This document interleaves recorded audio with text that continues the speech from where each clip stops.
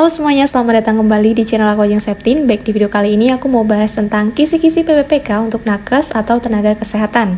Nah, apabila teman-teman ingin mendownload filenya, bisa klik link yang ada di komentar. Itu aku sematkan, di situ ada kisi-kisi PPPK untuk nakes dan juga acuannya, yaitu Kemenpan RB nomor 349. Oke, langsung aja kita bahas kisi-kisinya ya. Nah, untuk tes PPPK nakes ini, soalnya itu berbentuk CAT atau di komputer gitu ya. Tidak ada yang soal tulis ataupun berhadapan-hadapan langsung dengan manusia. Untuk subtes yang diujikan itu ada 4, yaitu kompetensi teknis, manajerial, sosiokultural, dan juga wawancara. Nah, ini wawancaranya juga nanti berbentuk soal, bukan diwawancarai oleh pewawancara. Oke, kita bahas satu-satu dari kompetensi teknis. Ini kompetensi teknis tuh cakupannya apa aja sih? Untuk kompetensi teknis ini berkaitan dengan bidang teknis masing-masing jabatan. Jadi nanti sesuai dengan jabatannya masing-masing materinya. Nah, tipsnya teman-teman bisa belajar materi-materi yang berkaitan dengan profesi. Misalnya perawat, ya belajar tentang apa yang menjadi tupoksi perawat. Teman-teman bisa melihat kembali materi-materi kuliah atau melihat penjelasan dari para konten kreator di YouTube atau TikTok. Kemudian untuk jumlah soalnya itu ada 145 butir ya, yang mana pembagiannya untuk seleksi kompetensi teknis ini ada 90 soal, waktunya 120 menit untuk kompetensi teknis, manajerial, sosiokultural. Jadi itu waktunya untuk 3 subtes. Sementara untuk bobot soal dari kompetensi teknis itu ada 5 poin untuk benar dan salah 0 poin. Jadi tidak ada pengurangan skor apabila salah. Untuk teman-teman yang bisa menjawab soal kompetensi teknis dengan sempurna, 90 soal, bisa jawab yang 5 poin semua, nanti akan mendapatkan skor 450. Oke, selanjutnya yang kedua yaitu kompetensi manajerial. Ini diambil berdasarkan kompetensi manajerial menurut Permenpan RB nomor 38 tahun 2017, yaitu ada 8 sub: integritas, kerjasama, komunikasi, orientasi pada hasil, pelayanan publik, pengembangan diri dan orang lain, mengelola perubahan, serta pengambilan keputusan. Untuk soalnya ada 25 butir soal, waktunya sama kayak tadi yang udah aku sampaikan, 120 menit untuk 3 subtes. Dan bobot soalnya nanti ini ada perbedaan ya, yaitu tidak ada soal salah atau bernilai 0 apabila menjawab. Setiap opsi jawaban punya nilai 1-4, yang paling baik akan dapat skor atau poin 4.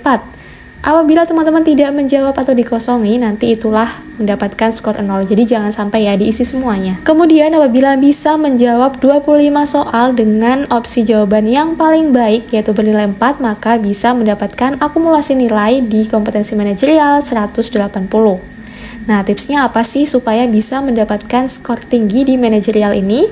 Teman-teman harus paham 8 konsep standar kompetensi yang tadi udah aku sebutkan.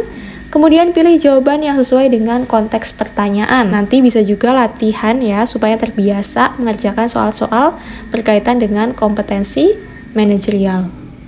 Next, yang selanjutnya ada kompetensi sosiokultural. Ini berkaitan dengan sosio dan kultural, yaitu berkomunikasi, bekerja sama dengan tim, memahami dan menghargai keberagaman, budaya yang meliputi kepekaan terhadap keberagaman, kemampuan berhubungan sosial, kepekaan terhadap pentingnya persatuan dan juga empati. Yang mana soalnya ini ada 20, dan apabila teman-teman bisa menjawabnya dengan benar, yang mana tiap opsinya itu akan memiliki poin dari 1-4. Nanti opsi yang paling baik itu yang bernilai 4. Dan apabila tidak menjawabnya, akan mendapatkan skor 0. Jadi jangan sampai dikosongin lagi. Untuk poinnya nanti ini digabung dengan yang kompetensi manajerial. Jadi kompetensi manajerial sosiokultural itu maksimal mendapatkan poin 180. Tipsnya, silahkan pilih jawaban yang paling baik sesuai dengan konteks pertanyaan soal. Karena biasanya ini tuh dikecoh ya, mengecoh atau baik semua. Semua opsi kan punya nilai ya, jadi dibuat bagus semua, tetapi mana nih yang paling pas dengan pertanyaan. Next, yang selanjutnya itu ada wawancara. Seperti tadi udah aku sampaikan bahwasanya wawancaranya ini dengan sistem CAT, atau teman-teman mengerjakan soal yang berkaitan dengan wawancara untuk profesi tenaga kesehatan. Nah, yang diujikan atau yang dinilai di sini adalah kejujuran, komitmen, keadilan, etika, dan kepatuhan. Kemudian soalnya itu ada 10 soal yang mana waktunya 10 menit. Jadi estimasinya itu setiap soal 1 menit. Sementara untuk yang disabilitas 15 menit. Tiap opsi jawabannya tidak ada yang salah, nanti akan bernilai 1-4, yang mana yang paling baik itulah yang akan memiliki poin 4. Tapi kalau dikosongin, tidak akan dapat poin alias 0. Dan apabila teman-teman bisa menjawab semua soal, 10 soal dengan poin yang paling tinggi yaitu 4, maka akumulasi nilai di wawancara ini adalah 40.